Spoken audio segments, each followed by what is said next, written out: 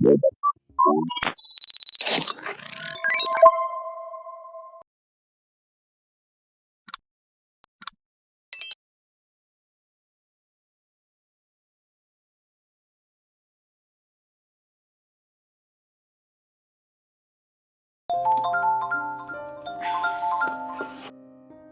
awal film, kita diperkenalkan pada seorang gadis muda bernama Lee Nami yang merupakan seorang gadis periang dengan kehidupannya yang banyak teman.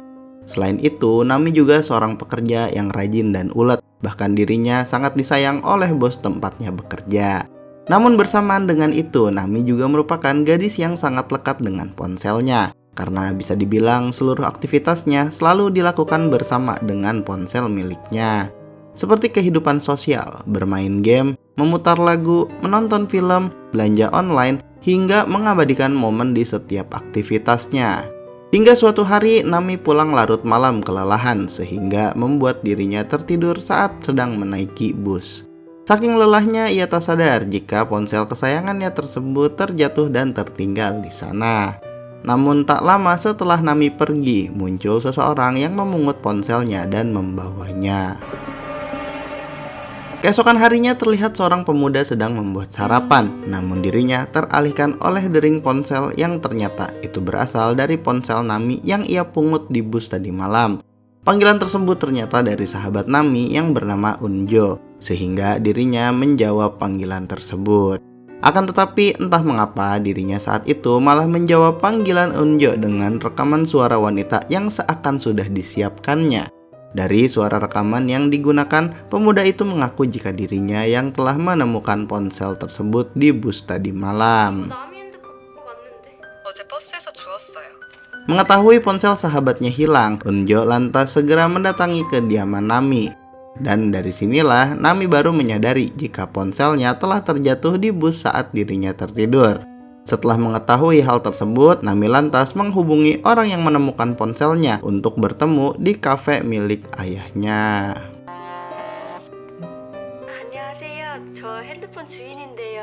Di sisi lain, pemuda yang menemukan ponsel Nami terlihat penasaran dengan sosok Nami. Ia pun mulai menelusuri akun media sosial untuk mengetahui lebih banyak tentang Nami. Bahkan ia sempat mencatat hal-hal penting yang sepertinya merupakan kebiasaan, kesukaan, dan orang-orang terdekat Nami. Tak berhenti di situ, pemuda itu juga berusaha membongkar ketesan di ponsel Nami. Dan tentu saja hal tersebut cukup mustahil untuk dilakukan. Namun entah apa yang ada di pikirannya, karena yang ia lakukan berikutnya justru malah menggeprek layar ponsel Nami ke sudut meja dengan sengaja. Sementara itu di tempat lain, terlihat polisi sedang disibukkan dengan penemuan jasad seorang gadis yang belum diketahui identitasnya. Namun, seorang detektif bernama Wo Jiman yang ditugaskan untuk menyelidiki kasus tersebut mendapati keanehan saat ditemukannya botol suplemen tanaman yang dekat dengan lokasi ditemukannya jasad. Saat dirinya memeriksa lebih lanjut, ternyata itu berasal dari pohon plum yang ditanamnya bersama anaknya. Karena di pohon tersebut terdapat papan nama yang bertuliskan nama anaknya yaitu Wo Junyong. Sesampainya di kantor, Jiman lantas menceritakan hasil temuannya tersebut pada rekan detektifnya yang bernama Jung Ho. Setelah mendengar itu, Jung Ho lantas menduga jika ada keterlibatan anak rekan kerjanya tersebut. Namun, Jiman menyangkal kecurigaan tersebut karena yang ia tahu, Junyong merupakan anak penakut dan bahkan anaknya tersebut masih tinggal di rumah ibunya sejak dirinya bercerai dengan istrinya. Kembali pada Nami yang saat itu sedang membantu ayahnya di kafe miliknya. Selain itu, Nami juga sedang bersiap untuk bertemu dengan orang yang menemukan ponselnya. Namun saat itu Nami dikabari oleh orang yang menemukan ponselnya jika layar ponsel Nami rusak karena terjatuh. Si penemu ponsel lantas meminta maaf dan mengatakan jika ponsel tersebut telah ia bawa ke tempat reparasi untuk diperbaiki. Orang tersebut juga mengatakan jika biaya servisnya telah dibayar, sementara Nami hanya perlu datang dan mengambilnya saja. Singkat cerita, Nami mendatangi alamat toko reparasi ponsel yang diberikan oleh orang yang menemukan ponselnya. Ternyata alamat toko tersebut berada di pusat perbelanjaan yang sudah sepi tanpa aktivitas sama sekali. Tanpa rasa curiga, Nami memasuki pusat perbelanjaan tersebut hingga akhirnya ia tiba di toko reparasi yang ia tuju. Nami lantas mendapati ponselnya tergeletak di meja resepsionis dalam kondisi rusak. Tak lama kemudian, Nami dihampiri oleh teknisi toko tersebut dan diminta untuk mengisi formulir perbaikan ponselnya. Namun saat itu Nami sempat merasakan keanehan karena dalam formulir tersebut ia diminta untuk memberikan keatasan di ponselnya. Meski begitu, Nami tetap mengisinya karena mengira itu merupakan hal yang wajar. Setelah formulir tersebut selesai diisi, perbaikan pun dimulai. Ternyata teknisi tersebut merupakan pemuda yang menemukan ponsel Nami, lalu berpura-pura menjadi wanita dan merusak ponsel Nami dengan sengaja. Jadi, semua rangkaian yang ia lakukan itu ternyata bertujuan untuk menanamkan aplikasi spyware pada ponsel Nami, agar dirinya dapat menguntit seluruh aktivitas Nami serta mengendalikan ponsel Nami dari jarak jauh. Kini pemuda tersebut bisa mencatat lebih banyak informasi terkait Nami, mulai dari keluarganya, sahabat terdekatnya, kebiasaannya, alamat tempat tinggal, perusahaan tempat Nami bekerja, bahkan akun bank dan sosial medianya. Dan yang lebih mengejutkannya lagi, ternyata pemuda tersebut merupakan pelaku pembunuhan dari jasad yang baru saja ditemukan oleh polisi. Karena hal tersebut dapat dipastikan dari wallpaper laptopnya yang memperlihatkan kondisi jasad di detik-detik terakhir hidupnya. Dan saat itu juga, pemuda tersebut mengganti wallpapernya dengan foto Nami, yang artinya kini Nami merupakan calon korbannya yang berikutnya. Setelah memiliki banyak informasi tentang Nami, ia lantas mendatangi kediaman Nami untuk lebih mengenali calon korbannya. Dan saat sedang membongkar-bongkar laci, pemuda tersebut menemukan ponsel lama milik Nami. Sementara di tempat lain, detektif Jiman yang masih penasaran dengan keterkaitan anaknya lantas mendatangi rumah mantan istrinya. Dari sini terungkap jika ternyata setelah Jiman berpisah dengan istrinya, Junyong memutuskan untuk tinggal seorang diri dan sering berpindah-pindah tempat. Saat itu, Jiman membahas tentang pohon plum yang dulu pernah ia tanam bersama Junyong di tempat rahasia yang hanya diketahui mereka berdua. Dan kini tempat tersebut telah menjadi TKP pembunuhan karena adanya penemuan jasad. Ditambah lagi, Junyong diduga besar menjadi tersangka atas kasus pembunuhan tersebut. Setelah dari rumah mantan istrinya, detektif Jiman menemui detektif Jungho untuk mendapatkan informasi terkait alamat tempat tinggal Junyong saat ini. Selain itu, detektif Jungho juga mendapatkan fakta jika Junyong menggunakan nomor ponsel yang terdaftar atas nama seorang wanita paruh baya. Tetapi anehnya, wanita yang didaftarkan tersebut mengaku jika dirinya tidak pernah menggunakan ponsel sama sekali. Untuk menghilangkan rasa penasarannya, Jiman lantas memutuskan untuk mendatangi alamat yang ia dapatkan dari detektif Jungho. Jiman lantas menerobos masuk, dan ternyata rumah tersebut adalah milik pemuda yang menemukan ponsel Nami. Sehingga kini kita tahu jika pemuda tersebut bernama Wo Junyong. Saat Jiman menggeledah rumah tersebut, dirinya menemukan foto jasad korban yang ditemukan oleh polisi. Lalu ia juga menemukan banyak ponsel dan kartu nama Junyong dengan bermacam identitas dari dalam sebuah koper. Setelah menggeledah lebih dalam, Jiman juga menemukan catatan profiling yang dibuat Junyong untuk mendekati para korbannya. Akan tetapi saat Jiman sedang fokus membaca catatan tersebut, ia mendapatkan sebuah pesan dari Junyong. Bahkan di pesan tersebut, Junyong mengirim foto Jiman yang sedang berada di tempat tinggalnya tersebut. Sontak hal itu membuat Jiman bergegas keluar untuk mencari keberadaan Junyong. Namun sialnya, ternyata itu semua hanyalah trik dari Junyong yang berhasil mengecoh detektif Jiman. Karena setelah detektif Jiman kembali ke tempat tinggal Junyong, keadaan rumah tersebut sudah berantakan. Dan kini Junyong berhasil lolos dengan barang-barang pentingnya serta catatan yang sempat dibaca oleh Jiman. Namun di sana Jiman menemukan selembar catatan yang sepertinya tak sengaja tertinggal oleh Junyong. Saat ini Junyong terlihat mendatangi kafe milik ayah Nami yang saat itu kebetulan ayah Nami yang sedang berjaga. Junyong terlihat memesan minuman yang sudah cukup lama tidak ada di menu dan hal tersebut tentu saja membuat ayah Nami merasakan suatu keanehan. Karena minuman tersebut hanya diketahui oleh pelanggan tetap mereka dan ayah Nami sangat mengenali wajah-wajah pelanggannya tersebut. Tak berhenti di situ, ternyata alasan Junyong datang ke kafe malam itu adalah untuk membeli CD band bekas yang dijual Nami. Selain itu, ia juga menawarkan tiket pertandingan baseball tim favorit Nami. Junyong juga memberikan kartu namanya, yang tentu saja itu semua merupakan triknya untuk akrab dengan Nami. Ayah Nami yang merasakan keanehan dari Junyong pun lantas menyampaikannya saat mengantar Nami pulang. Ayahnya saat itu memperingatkan jika Nami sebaiknya berhati-hati dan tidak terlalu percaya pada pemuda asing tersebut. Karena menurut ayahnya, semua hal yang barusan terjadi bukanlah kebetulan semata, melainkan seperti sudah direncanakan. Namun peringatan tersebut malah membuat Nami marah karena merasa sikap ayahnya terlalu overprotective pada dirinya yang sudah dewasa. Setelah adu mulut dengan ayahnya tersebut, Nami lantas curhat pada Unjo yang kebetulan sedang menginap di kediamannya. Tanggapan Unjo tentu berbanding berbalik dengan ayah Nami, karena Unjo berpikir jika sepertinya Junyong memiliki ketertarikan yang sama dengan Nami. Meski begitu, peringatan ayah Nami merupakan hal yang wajar untuk dilakukan oleh orang tua dan sebaiknya Nami memaklumi hal tersebut. Di sisi lain terlihat detektif Jiman tengah mendatangi sebuah alamat yang ia dapatkan dari catatan Junyong yang tertinggal.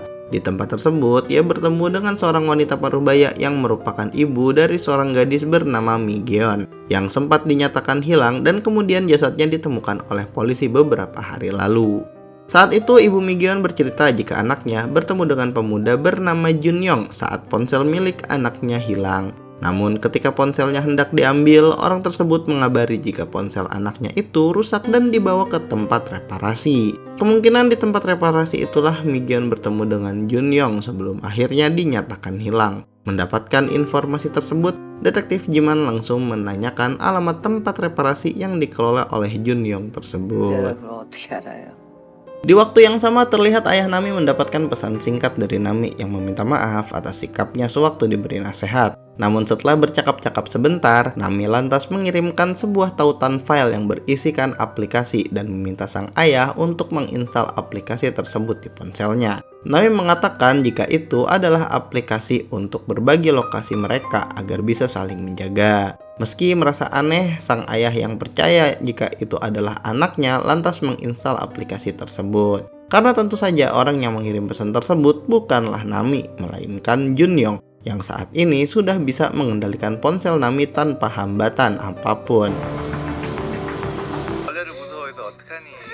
Menjelang tengah malam, ayah Nami sedang menonton video kenangan bersama mendiang istri dan juga Nami saat kecil di ponselnya. Tiba-tiba saja ia mendapatkan sebuah pesan dari nomor asing yang mengatakan jika paket pesanannya telah sampai di depan rumah. Meski merasa tidak memesan barang apapun, ayah Nami yang penasaran lantas memeriksa ke depan rumahnya. Namun saat hendak membuka isi paket tersebut, tiba-tiba saja ia dihantam dari belakang oleh Junyong hingga membuatnya pingsan. Keesokan harinya, saat Nami baru saja terbangun dan melihat ponselnya, ia begitu terkejut karena melihat 70 notifikasi panggilan tak terjawab dari bosnya. Dan saat dirinya melihat jam, ternyata waktu menunjukkan sudah jam 11 siang. Menanggapi situasi tersebut, ia pun buru-buru berangkat ke kantor. Namun saat di tengah perjalanan, ia mendapati keanehan lain pada akun Instagramnya, yang mana ia terlihat baru saja memposting foto dengan caption yang menjelek-jelekan produk perusahaan tempatnya bekerja. Dan tentu saja hal tersebut menimbulkan kegaduhan di jagat sosial media.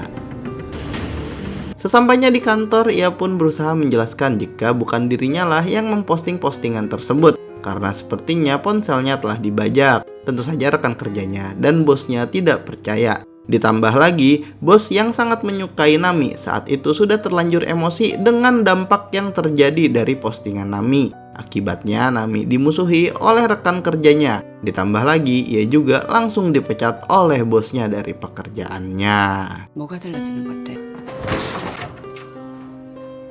Setelah itu semua, Nami lantas melaporkan kejadian tersebut pada pihak kepolisian keamanan siber sambil ditemani Unjo. Namun di sana dirinya tidak mendapatkan respon positif dan hanya membuang waktu, sehingga mereka memutuskan untuk pergi dari sana. Karena tak ada pilihan, akhirnya Nami memutuskan untuk menghubungi Junyong karena yang Nami ketahui Junyong bekerja di perusahaan keamanan siber. Tentu saja rentetan kejadian ini semua merupakan skenario yang sudah direncanakan oleh Junyong.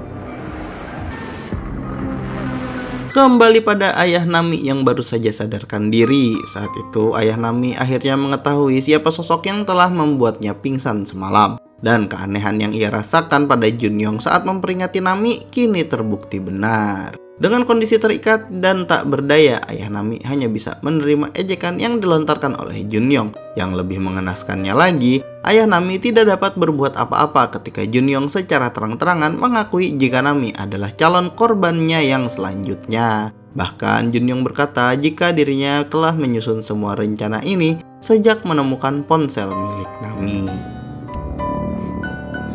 Kembali pada Nami dan Eunjo yang sedang menunggu kedatangan Junyong di kafe milik ayahnya. Dan ketika Junyong tiba di sana, Nami mendapatkan sedikit penjelasan mengenai kasus yang dialaminya. Namun saat mereka berduaan, Nami diberitahu oleh Junyong jika pembajakan tersebut seharusnya dilakukan oleh orang yang paling dekat dengan ponselnya. Karena pembajakan tersebut tidak mungkin dilakukan dalam jarak jauh. Karena si pembajak harus menanamkan semacam aplikasi spyware pada ponsel Nami. Perkataan Junyong tersebut tentu saja membuat Nami menjadi curiga pada sahabat terbaiknya yaitu Eunjo. Karena yang mengetahui semua tentang Nami dan berada di dekatnya akhir-akhir ini adalah Eunjo. Mendengar penjelasan Junyong, Nami lantas tersulut emosi dan meluapkan kekesalannya pada Eunjo dengan menuduh sahabatnya tersebut sebagai pembajak ponselnya. Tentu saja Eunjo tidak terima dengan tuduhan tersebut. Dan setelah mereka berdebat hebat, hubungan persahabatan yang sudah terjalin lama kini harus berakhir begitu saja. Junyong akhirnya berhasil membuat Nami menjadi sendirian karena semua orang terdekatnya kini sudah disingkirkan. Sementara ayah Nami sudah berada di genggaman tangannya. Pada malam harinya, Nami masih merenung dengan rentetan kejadian buruk yang baru saja terjadi. Sesaat setelah Nami membanting ponselnya, seketika dirinya mendapat pencerahan. Karena saat itu, ia baru terfikirkan jika kemungkinan pembajak ponselnya adalah teknisi reparasi ponsel.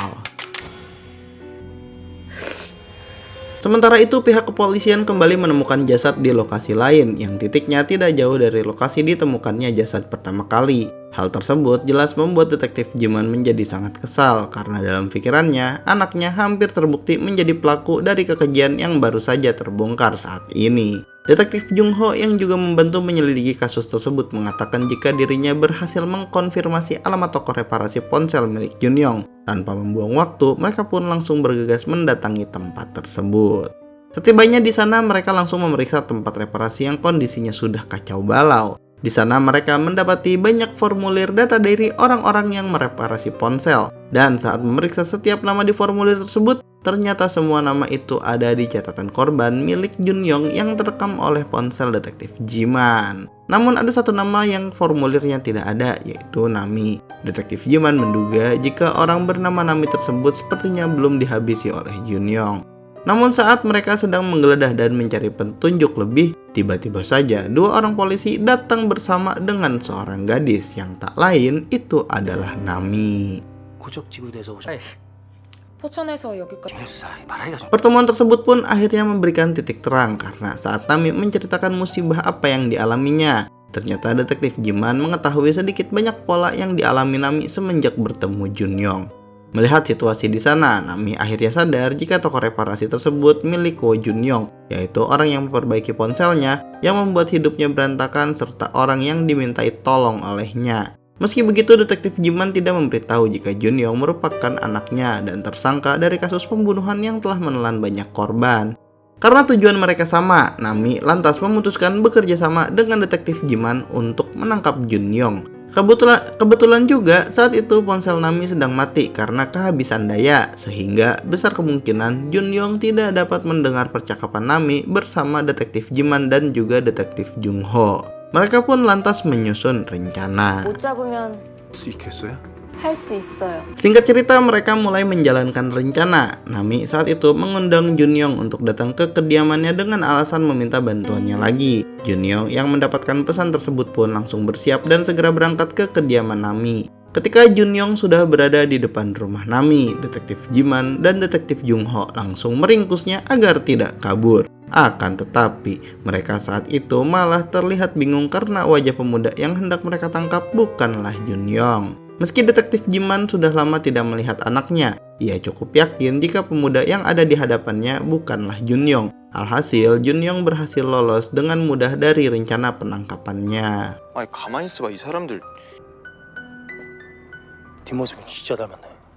Karena rencana sebelumnya gagal, mereka pun berencana untuk menjaga Nami. Karena detektif Jiman yakin jika Junyong akan kembali. Namun di tengah rasa frustasinya tersebut, detektif Jiman mendapat panggilan dari atasannya untuk segera datang ke kantor. Meski begitu, ia memutuskan untuk mengantar Nami ke rumah ayahnya terlebih dahulu agar Nami lebih aman saat tidak bersama polisi. Agar mereka dapat berkomunikasi, Nami memutuskan untuk menggunakan ponsel lamanya.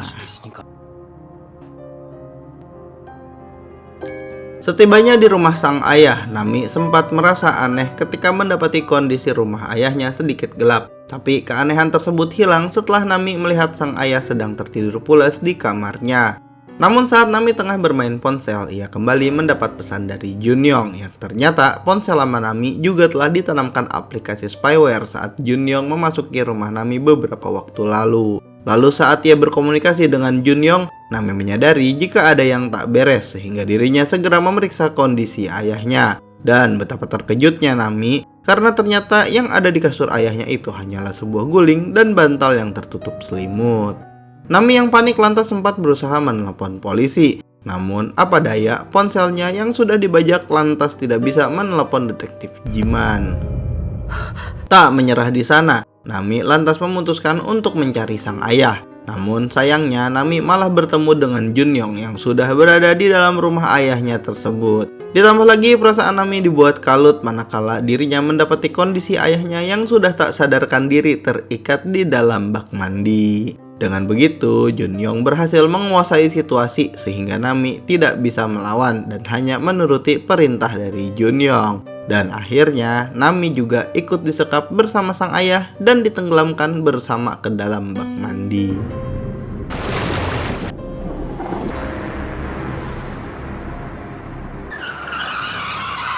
Sementara itu, detektif Jiman dan detektif Jungho yang sedang dalam perjalanan kembali ke kantornya lantas memutuskan kembali setelah mendapat pesan balasan dari Nami. Karena ternyata mereka telah membuat kesepakatan melalui secari kertas jika yang menghubunginya benar-benar Nami, maka ia akan menelepon bukan melalui pesan. Karena hal tersebutlah akhirnya detektif Jiman dan juga detektif Jungho segera menyadari situasi Nami yang sedang dalam bahaya. Sesampainya di sana, mereka pun mengendap-endap masuk karena melihat situasinya yang mengkhawatirkan. Dan beruntungnya, detektif Jiman dengan mudah melumpuhkan Junyong tanpa perlawanan. 버려, 아버지. Di sini juga akhirnya terungkap sebuah fakta yang sebenar-benarnya. Jika ternyata pemuda yang ada di hadapannya tersebut merupakan orang tanpa identitas yang menyamarkan diri sebagai Wo Junyong untuk melakukan kejahatan. Karena faktanya Wo Junyong yang asli sudah tewas setahun yang lalu. Hal tersebut diketahui saat detektif Jiman mendapatkan catatan milik pemuda tersebut. Jika anaknya Junyong merupakan korban pertama dari pemuda psikopat tersebut. Bahkan pemuda psikopat tersebut menjadikan wajah detik-detik akhir hidup Junyong sebagai wallpaper di ponsel korbannya. Sementara itu, situasi mengkhawatirkan terjadi di kamar mandi, yang mana Nami semakin tak berdaya ketika melihat ayahnya tidak memberikan tanda-tanda kehidupan. Akibatnya amarah besar serta rasa jengkelnya yang menumpuk lantas menggerakkan Nami. Ia pun segera bangkit dan menghampiri pemuda psikopat tersebut sambil membawa pistol milik detektif Jungho. Ketika sudah cukup dekat, Nami lantas melepaskan tembakan ke pemuda psikopat yang telah menghancurkan hidupnya.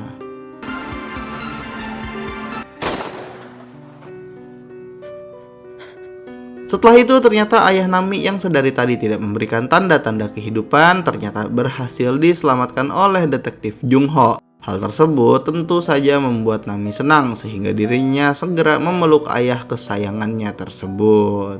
Berita tentang tertangkapnya pemuda psikopat itu jelas mengundang kewaspadaan publik, sehingga kini mereka dibuat waspada dengan ponsel yang mereka gunakan sehari-hari. Sementara Nami kini kembali menjalani kehidupannya dan mendapat dukungan dari banyak orang di sekitarnya lagi. Film pun selesai. Cukup sekian alur cerita film yang berjudul Unlock yang rilis tahun 2023. Jangan lupa like dan share video ini jika kalian suka, subscribe dan nyalakan notifikasi agar kalian gak ketinggalan video terbaru dari channel Mr. Mokyo. Sampai jumpa di video selanjutnya. Bye bye.